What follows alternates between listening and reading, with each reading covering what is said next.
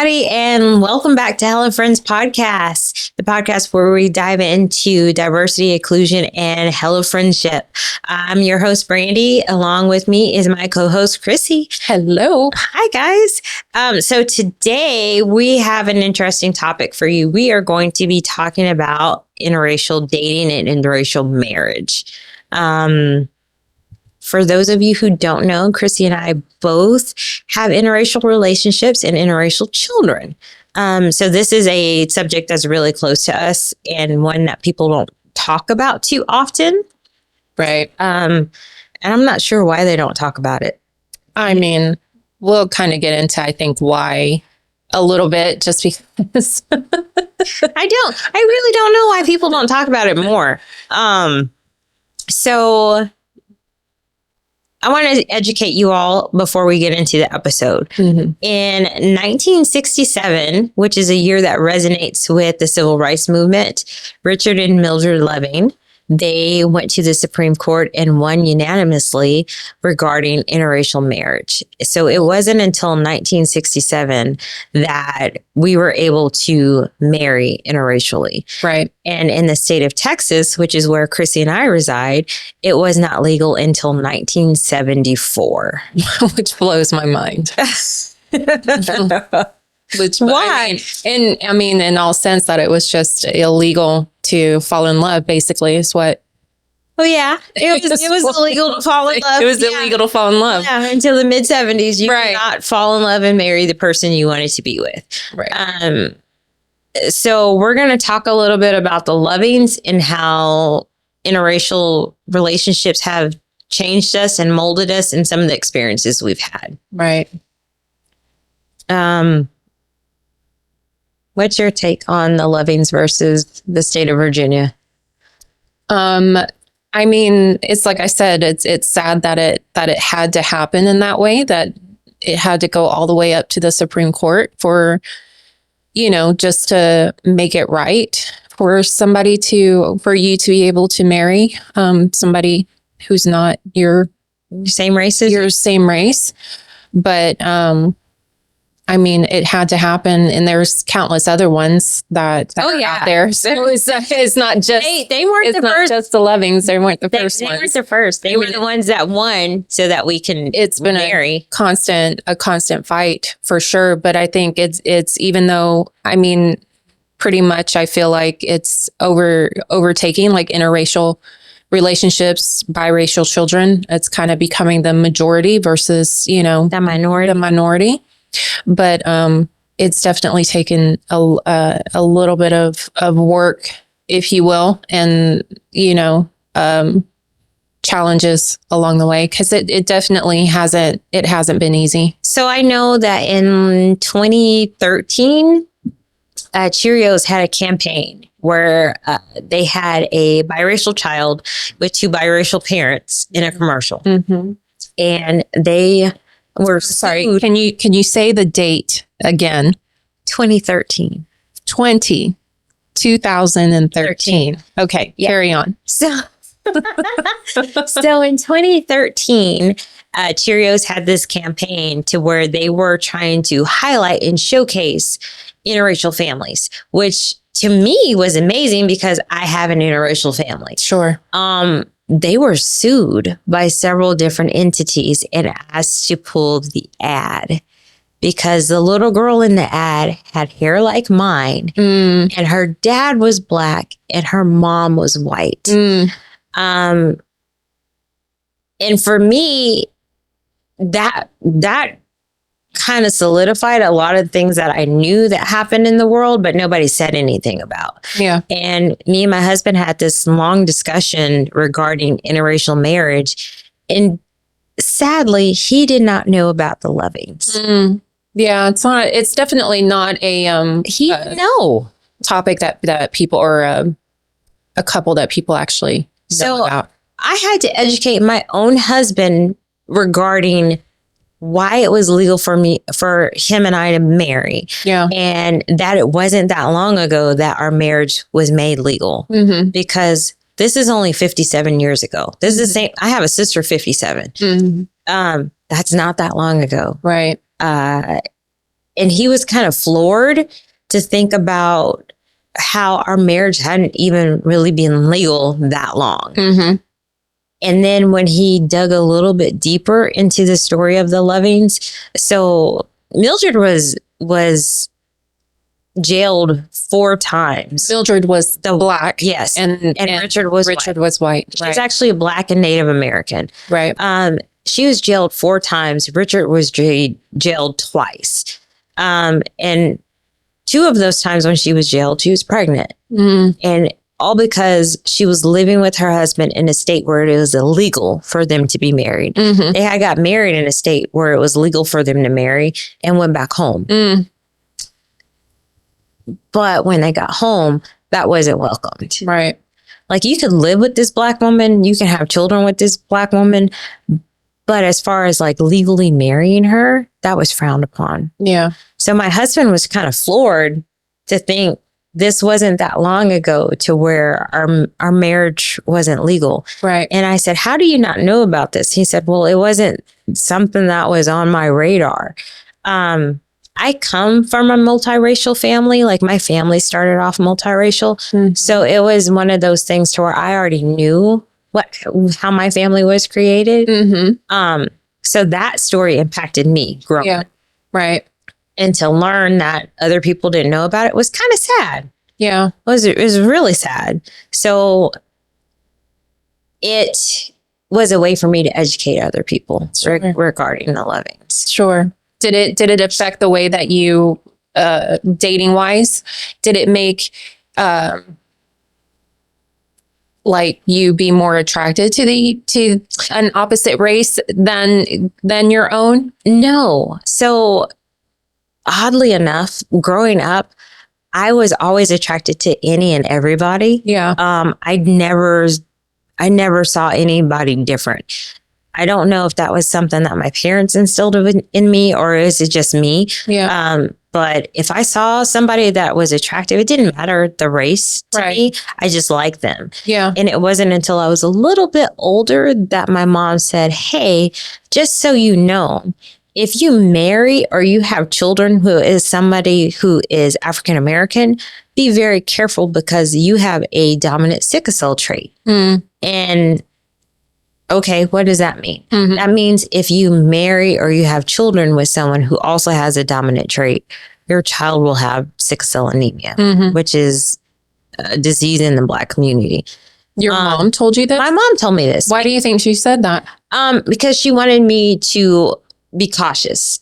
It wasn't a deterrent from dating outside of my race. It was, she wanted me to be cautious because my grandmother had died from sickle cell anemia before she was 40. Mm-hmm. So it was a cautionary thing because, you have this trait that it will affect you. And if you have children and they don't understand about them having the trait, it will affect your children. Right. So it never deterred me. It was just one of those things where I needed to be a little bit cautious with the race of the person I dated. Mm-hmm. And I've dated Black, white, Hispanic. I've dated Native American. I've dated Asian. To me, it didn't matter. Mm-hmm. But when it came to who I had children with, it mattered just a little bit. Really? Not a whole lot. Because there was always like that voice in the back of my head. Mm-hmm. Yeah. But as far as like who I dated, not at all. Yeah, that's kind of the same for me. My grandfather really instilled in me just equality and not to look at a person's color of their skin or what have you. So it wasn't even, and it wasn't so much that they sat me down and they said never look at a person. It was just by actions. It was by how he would react when people would come over, or we'd have block parties. Mm-hmm. It was more of he led by example versus me sitting down and saying, don't look at color. Now, what they did do, not my grandfather, but other family members, what I was faced with is at a certain point, it was more or less of, you shouldn't date outside your race because how is that child going to grow up, and how are you going to be able to teach them both sides? And it's just too much trouble. And I remember having that conversation in the bathroom. Wow. Just like, I was probably 13, 14 years old. So, but for me, it was more or less like, what does that have to do? Like for a 13, 14-year-old, like, when am I going to have babies anytime soon? For one, what does that even have to do with anything? Like, it's going to be loved. Like, the child is going to be loved regardless. So I just kind of, I don't know. I guess I'm just very resilient. So I just kind of looked at it for what it was. Like, that was the most stupidest thing that could ever come out of your mouth. But okay, it's still not going to deter me. Yeah. It's not going to change who I'm attracted to. And I'm like you. It wasn't, I wasn't just attracted to that because my first daughter is Mexican. She's full Mexican.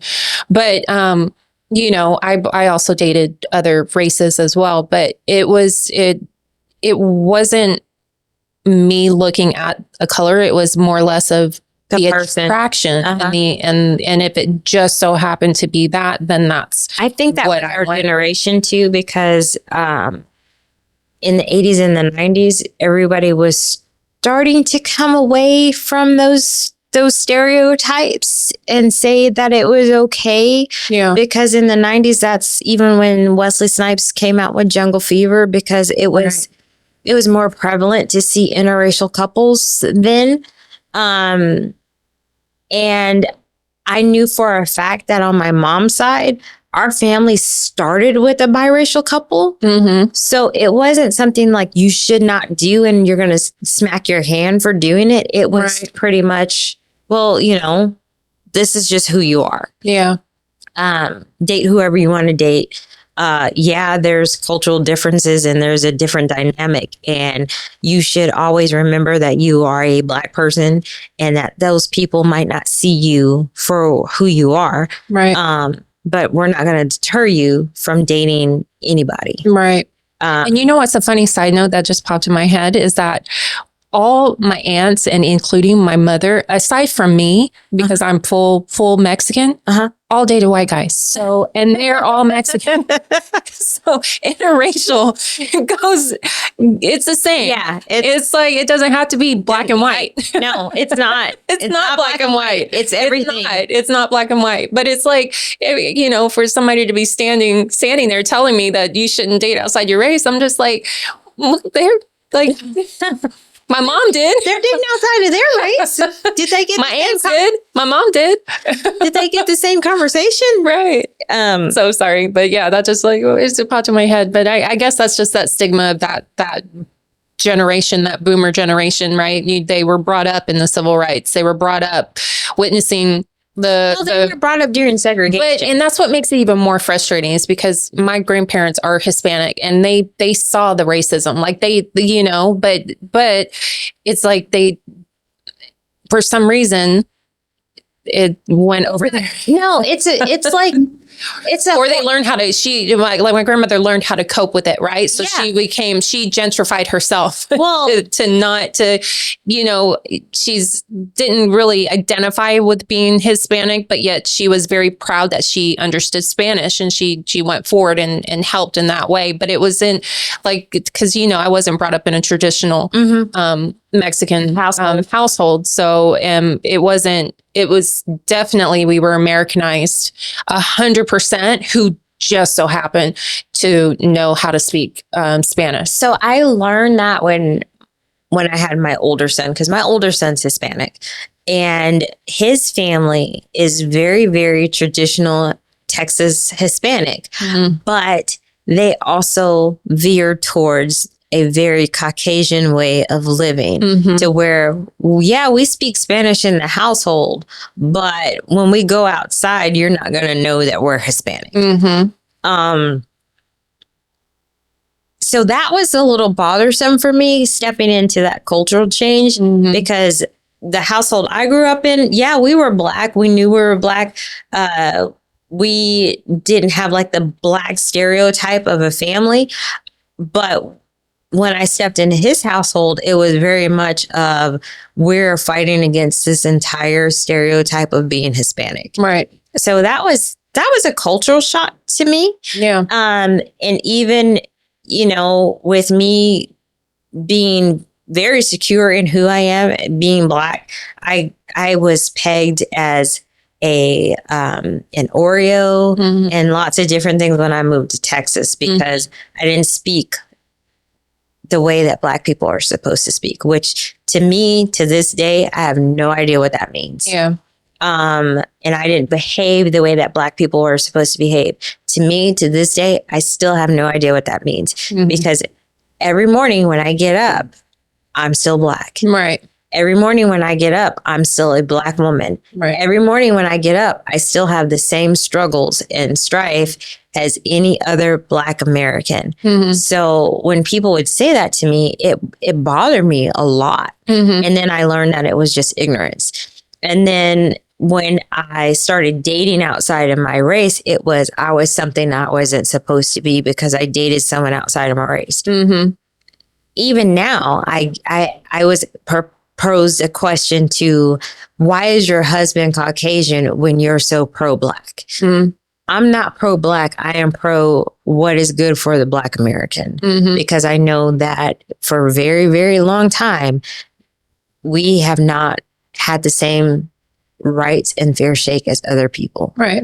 And it just because my husband doesn't have any melanin or lack of melanin that I have doesn't make him less of a man or not worthy of being with someone who's with a Black woman. Because he is. And he's very educated when it comes to things that happen within the Black community, probably more so than some African American people.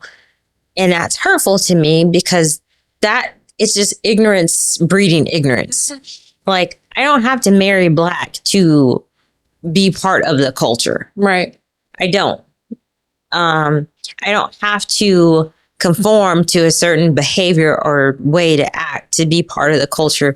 Because the last time I checked, I was born into this culture. Yeah. And I can't change the color of my skin. I don't want to. Yeah. So it's kind of hurtful when people look at my marriage and they're like, oh, well, she must be like that because she married a white guy. What's that got to do with anything? I married the person who was better compatible with me. Right. And you know what I think also is a little bit difficult is that I think society has a little bit harder time seeing a Black woman with a white man versus seeing a white or Hispanic woman with a Black man because you know, media, which leads back to your 2013 recall showing just that. So I think it's harder for most people to accept that versus the, you know, what they see on television and movies that is acceptable, where it's typically a Black guy dating and a white lady. That's just hurtful though. It's just, it's racist all the way around. Absolutely it is. It's a stereotype all the way around. Because the last time I checked, you fall in love with the person, right? Not the color of their skin, right? That at least I did. I didn't fall in love with somebody based on the color of his skin. Yeah, I fell in love with the person and how that person treated me. For sure. Because and the reason why I said what I said is because I know that you've have been faced with, you know, people that literally will ignore you or ignore him. And see, and I've witnessed a level of racism when I was married, but it wasn't anything like what you have had to go through. Again, because that's why I feel like society has normalized the male and the Black male and the white or Hispanic female versus the other. But I know that you have experienced, like, flat out in your face, you know, almost like disbelief. Yeah. Like, are you really together? Are you really together? Almost like, let me see your IDs. Do your names match? I mean, it's ridiculous. I think the bad part is that people don't see it for what it is because they don't want to realize that it still exists. Yeah. They don't. There's been numerous times when we've been asked to split the check. Yeah, exactly. That blows my mind. And we have matching wedding rings. And we're sitting there and we're very much in love. Anybody that knows us knows that we're very much in love. We look like a couple. We don't look like we're two strangers when we walk in anywhere. And I'm very vocal about calling him babe and baby and stuff. I don't call him by his name. Right. So it's hurtful when people are like, oh, is it separate checks? And I'm just, yeah. Yeah. When you told me that, I was like, that is crazy. it's 2024. Do I look like I'm not supposed to be with him? Right. Do we not look like we're either on a date or together? So that happens often. And we've been sat in the back of restaurants before. Mm-hmm. And here's the bad part. My husband is so very kind. Mm-hmm. He doesn't realize when people are just being shitty to us. Yeah. My favorite restaurant in the world, every time we go in there, and I kid you not, every time we go in there, they sit us in the back by the bathroom. Every table up front can be empty. They always sit us in the back by the bathroom. Mm. And there was one particular time I made a fuss about it. And he goes, why do you do that? Maybe the server is only working back here. I said, it's a restaurant. She can go wherever the person is sitting. Mm-hmm. And all these tables up front, you want to sit us in the back by the bathroom. Why? Yeah. Yeah. See, I've never experienced anything like that. Yeah. It's within my marriage. Yeah. See, I have. I've experienced or if I have, then I may have been naive to it and not like. Yeah, see, I'm not. I not noticed. I'm gonna see it. I hope I haven't. I don't know, from what I can recall, I haven't. But I mean, I have a very, I can have a very strong personality too, to where it's just kind of like if I don't like where I'm at, we're gonna. Or I asked for a booth. I've even had someone just flat out flirt with him in front of me because they didn't think that we were together. Yeah. And I even said to him, I'm like, you know, this woman is flirting with you. No, she's just being friendly. She's a server. No, mm-hmm. There's not that much friendliness in the world.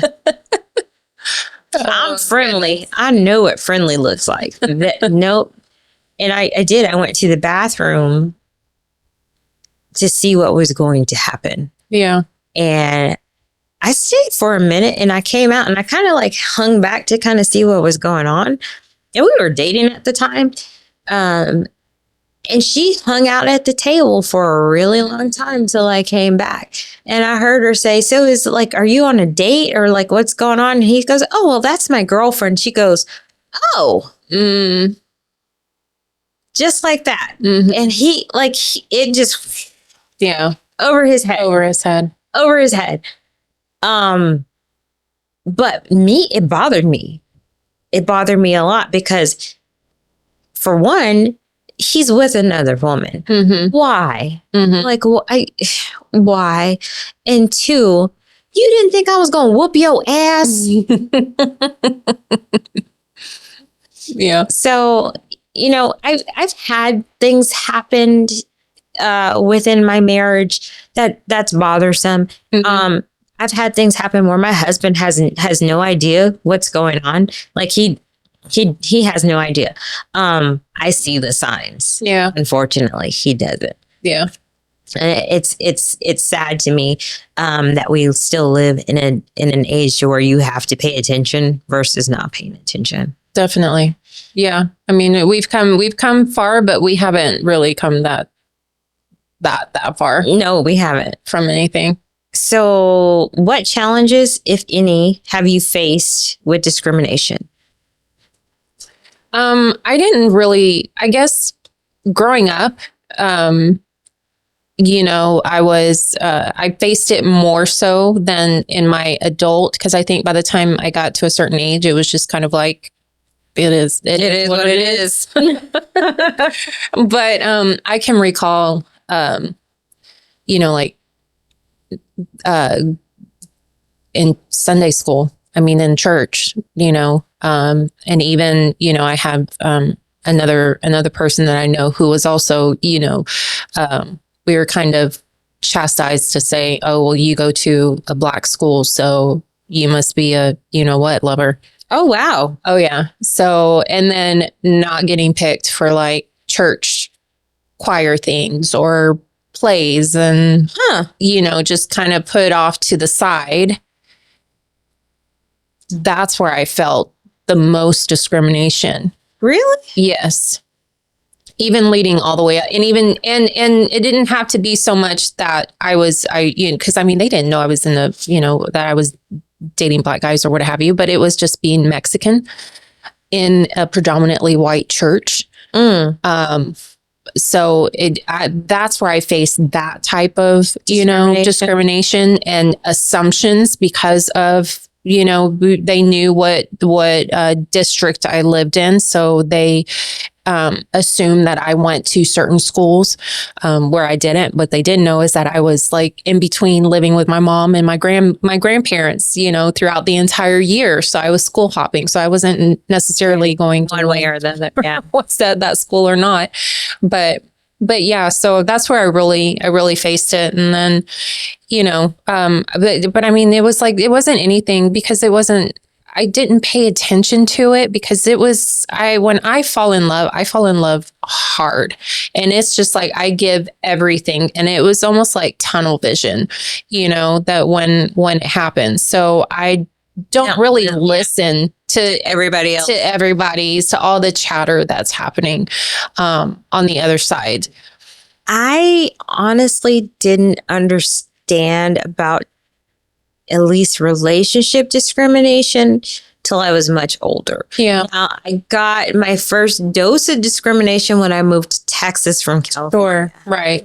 Because in California, I went to an all-white school, mm-hmm. but nobody treated me any differently. Mm-hmm. I was just Brandy. When I moved to Texas, which is the South, it had a very different undertone. Right. So if you were Black, you hung out with Black people only still. Mm-hmm. And if you were white, you hung out with white people only still. And if you were Hispanic, same thing, but you had to speak Spanish. Mm-hmm. So when I moved to Texas, I tried to do what I did in California and just hang out with everybody. Yeah. That did not work. No. And then I got my little feelings hurt because I had a crush on a guy who was Caucasian, and he told me, I cannot be with you because you are Black. Yeah.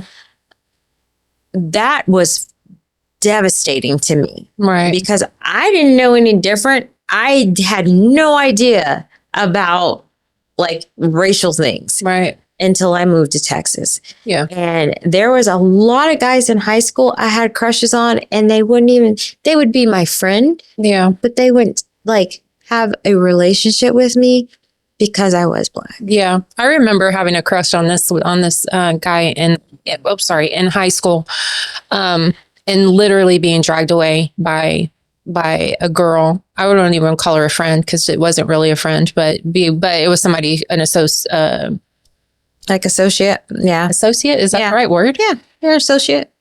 Not friend. I feel like there's another word for that. But but the acquaintance. Oh, yeah. That's the word. It was more of an acquaintance, right? So you and somebody who talked to me in high school. But I remember she literally, like, the guy and I were having a moment, and it was a very, very, I mean, even in high school, it was very, very one of those moments where you just kind of look into each other's eyes and like time stops. Oh, wow. And she pulled me away and she gave me this look like, you don't cross that line. What are you doing? Yeah. You don't get to go over there. Yeah. Yeah. I got that a lot. And it was hurtful, and it crushed a little piece of my soul because I knew who I was, and I knew that these particular guys really liked me, mm-hmm. but the only thing keeping them from being with me was the fact I had more melanin than they did. Right. And that did something to me. That really did do something to me. And it made me kind of look at people differently. Oh, for sure. Definitely. And I didn't want to. I didn't want to look at people differently. But when someone says, I like you, but you're Black. Yeah. Yeah. How do you process that? Right. Like, because it's something that you can't change. no, You can't go and change your no, clothes like, and come back and say, like I can't change my. Yeah, yeah. It's like Yeah. I really like you, but I can't be with you because you're black. Yeah. What does that have to do with any fucking thing? Right. Right. And so that was hurtful to me. Yeah. And I didn't know how to process it. And even to this day, like there's guys that I talked to that I went to high school with that I had like these uber crushes on. And I remind them that when they say, you know, we were really good friends. Yeah, well, you wouldn't date me because I was black. Mm-hmm. What do they say? I don't remember that. I do. Yeah. I totally remember that. I remember it to this day. And they're like, oh, well, you know, you're gorgeous now and da da da da. Yeah, same person I was in high school. You just fast forward 30 years. You still wouldn't date me when I was black. I was black then. Yeah. I'm still black now. Right. Right. Nothing has changed. Black yesterday, black today, black tomorrow. Yep. So I don't know if their world opened up to where they got away from certain people that said being black was bad and you couldn't date black women. I think, I definitely think it's a lot of influence. I mean, that's what high school is, right? It's your influences and your status quo, if you will. And, you know, you're just trying to make it through. Yeah, I didn't care. I mean, I feel like those are the ones that kind of struggled with things like that, right? They're the ones that are kind of like they're following the leader. So, I mean, everything happens for a reason, but I'm 100% with you when you made the comment of like it being different when you're down here, and each in high school, each race had their own group. And if you didn't fall into one of those groups, it's just kind of like you know, so I struggled because, you know, I'm not black, but I grew up in a black neighborhood. Mm-hmm. My friends growing up, best friends growing up were all black. So it's like, I wasn't seeing color. I was just seeing the people and, you know, but then all of a sudden it's kind of like, no, you don't fit in here. Well, then I'm Mexican. Okay. So I'm gonna go hang out with my Mexican. Well, no, you can't because you're not British. You're not real Mexican. You're not real Mexican. And then it was like, well, no, I'm not white. You know, so it's just you could be, you just real like, tan. What do I do? But yeah, so it was definitely a struggle of trying to find, because then you kind of know that, you know, the people that are your friends are not really your friends. And, you know, put you in awkward situations and they tell you things when it's not true. And it's just, it was very difficult. It was difficult for me too, because I didn't know who I was supposed to hang out with. Right. It was always taboo to be with any group of people. And so it got to the point to where I was like, I don't care. Yeah. I don't care what you call me. I don't care what you say. I am just going to be me. And if I like these people, that's fine. Yeah. And the weird part is I am still friends with those people to this day. Yeah. Most people cannot say that they are still friends with those people to this day.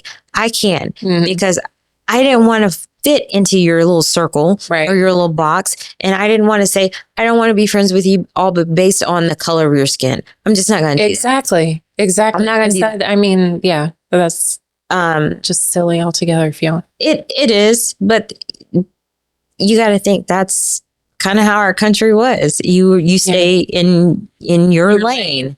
You don't veer from your lane. Right. And I wasn't taught to not veer from my lane, even though my parents grew up in the 50s. Yeah. And they had to stay in a lane. Yeah. It was not I'm a veer. If you veer, you die. Yeah. So my parents did a really good job at saying, whatever you want to do, you can do. Mm-hmm. Whoever you want to date, you can date. We're not going to put what happened in the past on you. Right. Now, granted, I'm pretty sure my parents would have been happier if I would have dated someone who was black and married someone who was black. Mm-hmm. But were they ashamed? Nope. Yeah. Nope. Were they disappointed? Nope.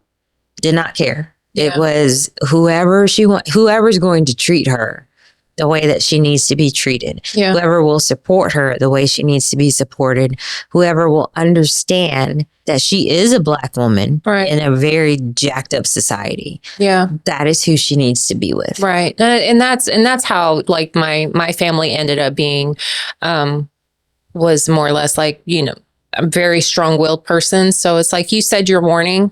I heard it. Okay. If it, you know, ultimately I just was in it for who was going to treat me right and who was, you know, going to take care of me in a sense. So eventually they got to that point where it wasn't an issue at all. You know, because why make it an issue? It's just like, it is what it is. Because it was an issue for so long. I know. It was an issue for so long. And I think, so when I was like 14, the first Loving movie came out, and me and my mom sat down and watched it together. And it hurt me to know that people in the past, which at 14, it wasn't really the past. It was just like, this was yesterday. How old are you, Brandy? Yeah. This was yesterday that this happened, but my mom sat me down and we watched the first movie together.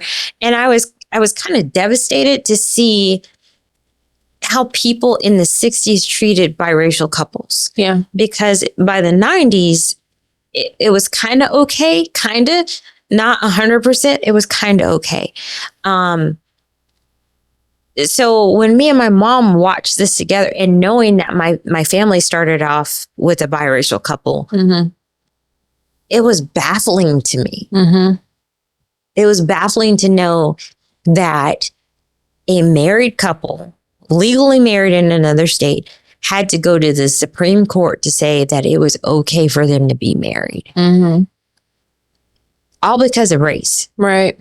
So it was, you're like in disbelief as a young person. Right. Not, you know, because when I came along, biracial marriage was legal. Did it happen a whole lot? I mean, that alone just blows my mind. It's like people get married every single day, but yet you have to have a law. You have to have a law to say you can legally be married to someone that is of a different race. A different race. That just blows my mind. Yeah. Not in the sense of, wow, that, you know, but just like it had to happen. Yeah. Because we live in a society, in a place that has a history of something to that extent. Well, just think, if the laws that weren't put in place in 1967 were put in place, we wouldn't be friends. We wouldn't have even went to the same school. That's true. That's true. Oops. And so I look at, I'm deep with the stuff like that because my personal world is multicolored. Yeah. And I'm good with that. I love having a multicolored world, but other people's is not. So when I look at those laws and the changes that had to be made so we can coexist now. Right.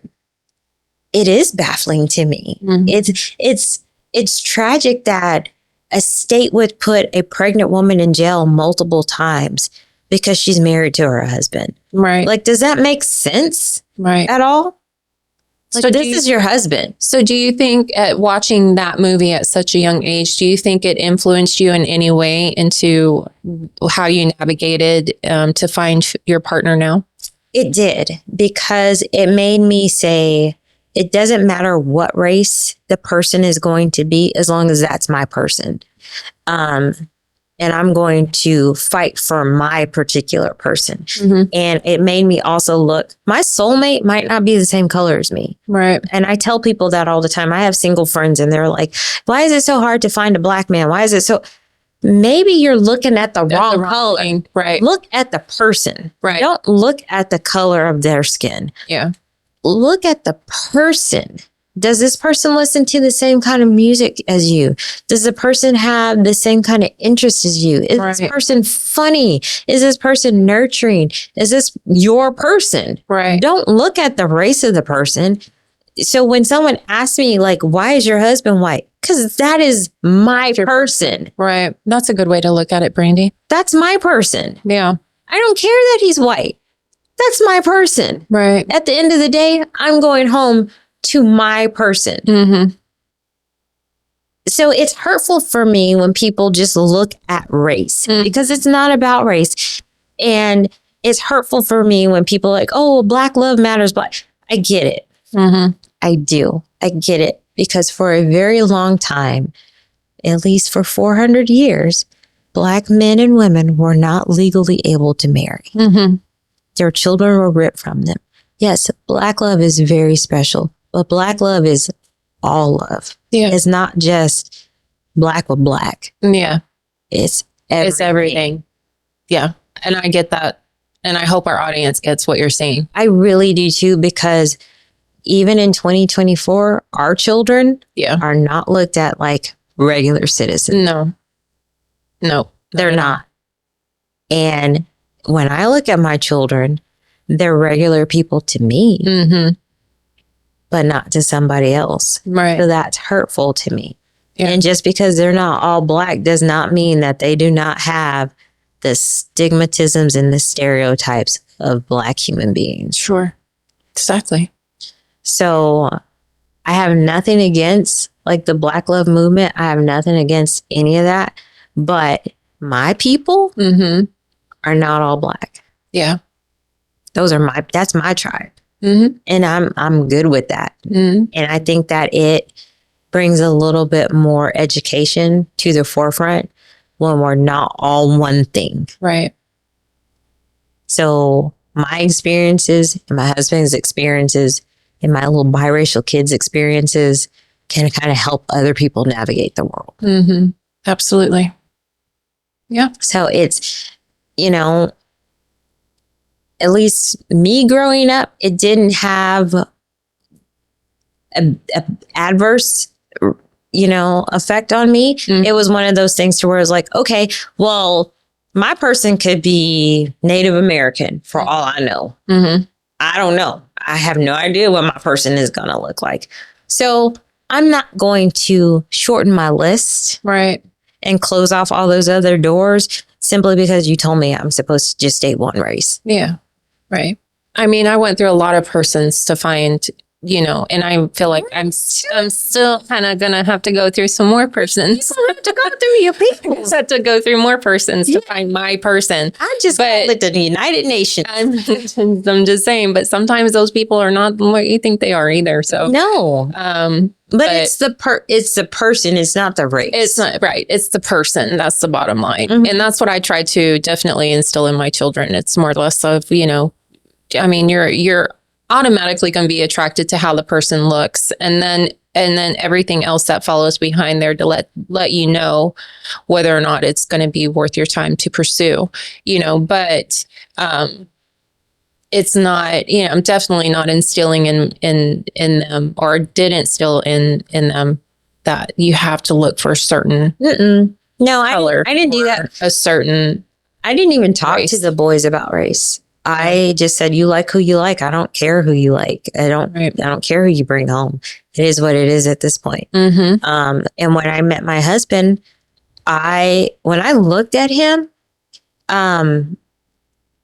so when I went on the first date with my husband, he was standing against a chain link fence and his foot was against the fence and he had his hands in his pockets.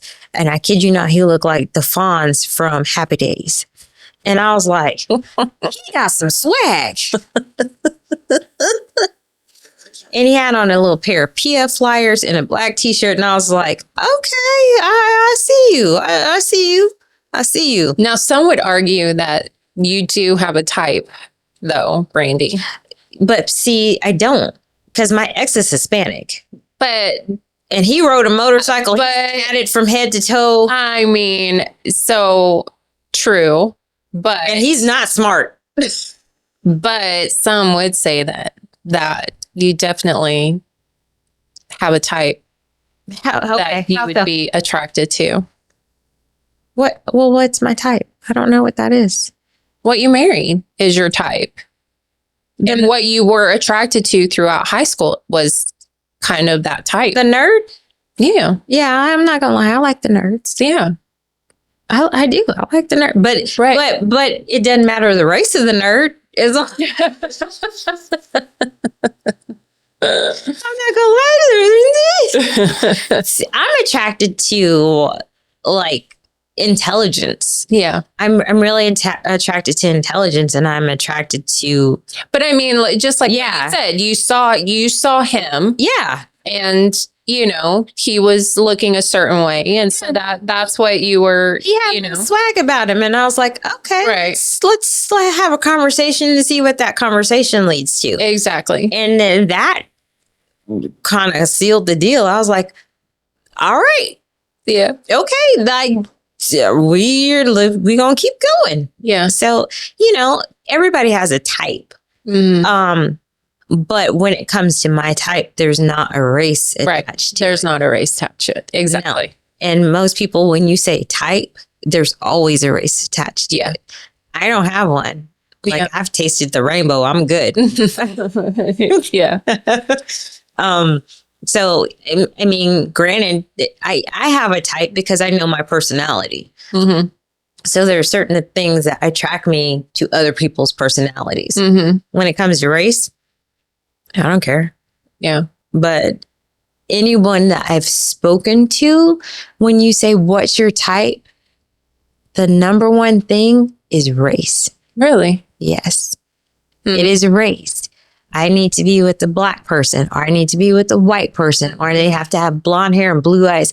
They have to like physically look a certain way. I don't care anything about that. Yeah. My thing is like up here and in here. Yeah. Can we bond over talking about comic books? No? Okay, pass. Yeah. Move on. Can you talk about theater with me? Pat? No, move on. Have you read a book in the past year? Nope, hadn't do that. Move on. Mm-hmm. But not everybody's like me. Mm-hmm. And I get that.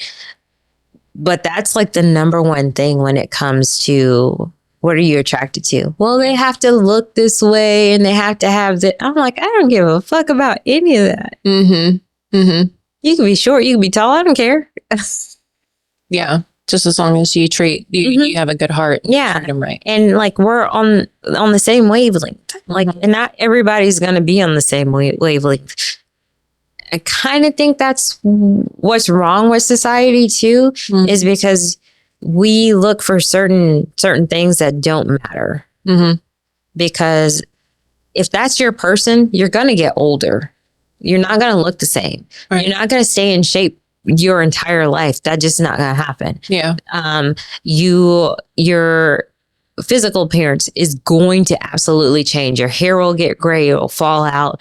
Your body's not going to stay the same. Your financial situation is not going to stay the same. Mm-hmm. What will stay the same is what kind of person you are. Yeah. And instead of people looking at that when they get in a relationship, they look at everything else. And that was one of the things that I did like about the Lovings, is because they came from two different social circles. They came from two different backgrounds. They had different cultures, essentially, but that was their person. Right. That was their person. And they knew that they were going to grow old together and that life was going to happen. And Richard even knew like marrying this black woman was going to cause him to not be as financially stable as he would have been if he would have married someone white. Right. And that is what happened. Right. They did live in poverty because he couldn't really get a job any longer because his wife was black. Yeah. So that speaks volumes about just love. Sure. And loving a person. Right. Like, I don't care about all this other stuff. I love my wife. Yeah. That was what I was looking for when I decided to marry somebody. Sure. I was looking for someone who was going to say, I love Brandy. Mm-hmm. Everything else aside, I love Brandy. Yeah. Faults and all. So, I mean, do I have a type? Kind of, I guess. And I guess a good thing to remember too is that it's regardless of who you do end up with, whatever race it may be, the trials and tribulations are all the same. Yep. It's all the same. So, and it's not because of one race or the other. It's just a way of life, and it's just what, is thrown at you and how you handle it together. So it's not always, going to be, perfect, and No. and everything is going to go all swell and dandy. I mean, it's still going to be, a struggle regardless, if race is involved. That's what my point is. But, you definitely have to hope you can find your person. I will say this. I was looking at a study the year I got married. I got married in 2015. So there was a study that came out that said interracial couples have the lowest divorce rate because of stereotypes. Because the stereotypes are placed on us that say our marriage will not work because we are different races. And we actually have the highest non-divorce rate of any other race of people. So when you take a interracial marriage, right, they fight harder. Yeah. Because already the chips are stacked against you. Sure. So we have a higher rate of staying married than the Black couple or the white couple, even the Asian couple. The biracial couple has the highest level of staying together. Right. Because everybody in society wants to say your marriage will fail. Yeah, exactly. Exactly. And so I looked at that and I was like, that is sad because not only do we have to fight within our own marriage to make it stay, because, it's a struggle to stay in a relationship. You have to fight against what everybody else is saying in the background. Oh, for sure. I mean, there was a lot of, I mean, granted that I married outside the race, but I also married older too. Yeah. So really the chips were stacked against us, and there was probably bets being placed all around with people saying, no, it's not going to last. It's not going to last.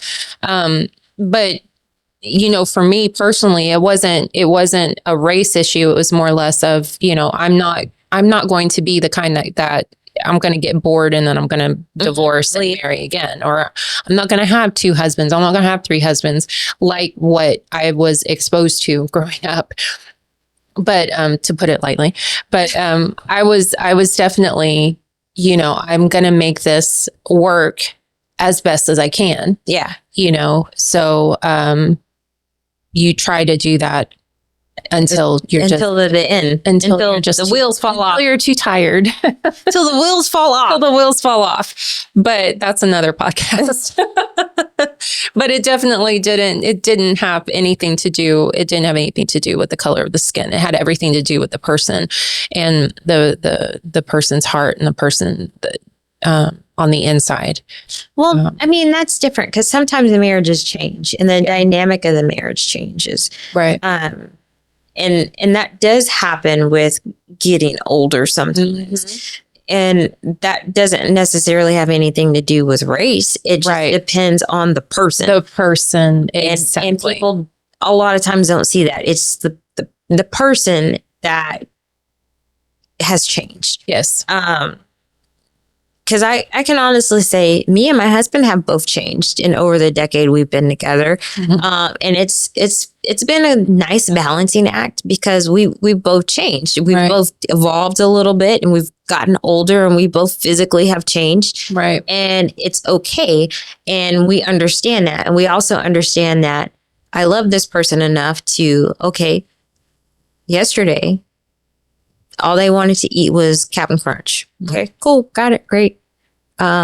Today, all they want to eat is Raisin Bran. All right. Well, we'll make the proper adjustments to where this is how we're moving forward. And that's where I am in my marriage right now. I'm also at a point in my marriage to where I see things a little bit differently than I did a decade ago. And it's not necessarily a bad thing because my husband also sees things a little bit differently. We just have to make the adjustments within our relationship so that we're on the same page. And so far it's worked. But I know not everybody can do that. Yeah. And not everybody's willing to do those things and fight that way. And that's fine. I'm not a relationship expert. I just know what has worked for me. Yeah. And I know that my struggle in my marriage has been a little bit different than other people's. Right. I've also had the stigma of Black people looking at us strangely when we go out, and white people too. Mhm. Whereas other marriages don't necessarily get that. Yeah. So I know, like, moving forward, is it going to bother me? Yeah, probably, because it's 2024 and we're still thinking it's 1964. Mhm. Does it bother me to the fact where I'm always going to say something? No, not necessarily. Mhm. Only when it's blatantly in my face. Right. And sometimes it is, sometimes it's not. Does it bother my husband? He sees it a lot more than he did when we first were together. Mhm. Do you think that's because you pointed it out more to him? No, Hmm. I don't. I think it's because society's pointed it out to him a little bit more. Mm-hmm. There was one instance to where we were working together and it was my birthday and we had a visitor in the building.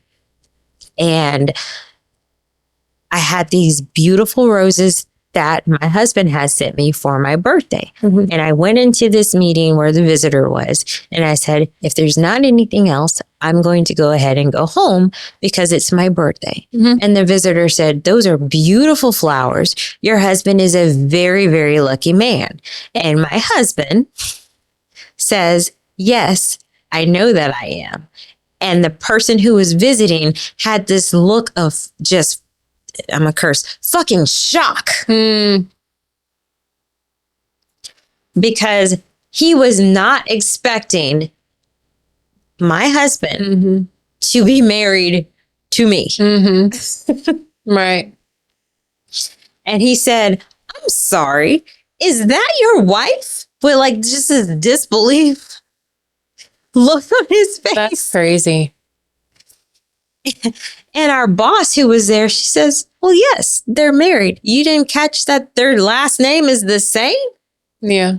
And he said, no, I didn't. I just thought it was a really common last name. Wow. So it became something that really, It shouldn't have been anything. It should have been, oh, well, yeah, you are.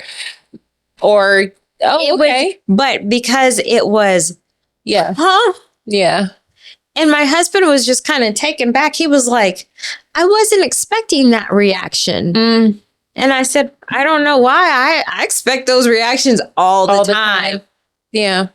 But he was just kind of like, I was just expecting him to say, oh, well, you know. Yeah. Congratulations. Yeah. Or, yeah, good for you. Yeah. No, he was just kind of shocked and perplexed. Is like, oh, your wife is Black. Yeah. That's why I feel like it's a little bit more in a more in-depth struggle, if you will, when the female is Black versus but it should the man. Be. Oh no, it definitely shouldn't be. It's so hurtful. It's 2024. It shouldn't be. You know, I mean, not that date has anything to do with it, because it really just shouldn't be in the beginning. No, period. It shouldn't, but it is. But it is. I think in this day and age, we want to be more accepting, Right. but we're just not, because we're not that far evolved from 1967. Yeah. 50 years is not that long ago. Right. So we're not that far advanced. Everybody thinks we are. We're not. Mm-hmm. We're not. We still have a lot of people who are from the 60s, who still have a very 60s way of thinking, who still have a very Jim Crow way of behaving. Mm-hmm. So we're not that far removed. Yeah. Do they hide it really well? Absolutely. Sure. They hide it real well. Mm-hmm. But it's still there. Yeah. So, and that's the sad part about it. You know, I really wish that it wasn't there, but it is. But it is, unfortunately. Yeah. And it's definitely something that we can hope that we pass down to our children, that, continue that race doesn't matter. It's all about how they treat you. It's all about how they take care of you? Yeah. And are they wanting to take care of you and wanting to get to know you, wanting to, love you for who you are, And that's especially important with our children because they are, being biracial. I think it is a little bit easier other than just people assuming the complete opposite of what she is. Because, there are those types of ignorant people out there that label her something that she's absolutely not. But I think mine have been every race man at this bad. But I mean, I have too. I mean, like people don't assume that I'm Mexican. They're thinking I'm something completely different. So I get it. And I know the struggle is just frustrating because it's just like, why does it even matter? It doesn't even. Have you tried being Black and speaking Spanish? No, I don't think that's possible. I have gotten so many different races that come at me. Sometimes I'm just like, I'm Black. Yeah. And that's it. My goodness. I'm just Black. You're just Black. Period. There's nothing else. I'm not Brazilian. I'm not Portuguese. Yeah. I'm just Black. Yeah. Same. I mean, I'm not Turkish. I'm not Arabic. I'm Mexican. I've even gotten very little Spanish. What island are you from? Texas. And my daughter is mixed with Black and Mexican. She's not Indian and she's not she's not Pakistani. She's biracial. I have a Black and Hispanic child. He's not from Pakistan. He's not from Belize. It's fine. It's fine if that's what, I'm glad we carry that type of, demeanor that you just can't figure it out. And it is, I love messing with people though. I'm like, I'm just Black. Yeah. Period. They're like, are you sure? No, I'm not sure. Yeah. The last time I checked, it was just Black. Yeah. And I mean, I say I'm Mexican, but I know I have French. I know I have German. I know I have just because of, what my grandmother's grandfather was German, like full-blooded German. Family is so Scotland. I know. So, but I mean, it's just like, we're not just one thing, we have, nobody is just one race. So my thing, I get annoyed though, because when people, what are you? When I look in the mirror every morning, I am a Black American woman. Yeah. That is what I am. I am nothing different. I am a Black American woman. Do I have other races in my family? Absolutely. Are they really close to my bloodline? Absolutely. Right. But when Brandy looks in the mirror, I am just a Black American woman. Yeah. Don't try to say, oh, well, and my ex did that a lot because he had a problem with me being Black. He was like, she's not really Black because half her family's white. Like it's justifying it. I don't know then. Yeah. Yeah. Like it makes it better. Yeah. Like it makes it better for somebody else. So, I know what I am. I'm proud of what I am. I know what my children are. Kind of. Right. And I want people to just see them for who they are. Yeah. I'm very proud that the Lovings did what they did in the 50s because they made our marriages possible. They made our children possible to be seen as American people and not anything else. Yeah. So that is one thing I'm very proud of. If anyone would like to reach out to us regarding your interracial dating stories and you would like to be featured on one of our episodes, please let us know. Definitely. I mean, this hour went by like we barely even got. We could still keep talking about this for a long time, like a month. A lifetime. That's our episode for this week, guys. Thanks for tuning in. Make sure to check out our website for updates. We do have another event coming up in September, I believe. So check our website for that. Always follow us on TikTok, Instagram, Threads, Spotify, and YouTube. And remember, life be lifing sometimes. Bye, guys.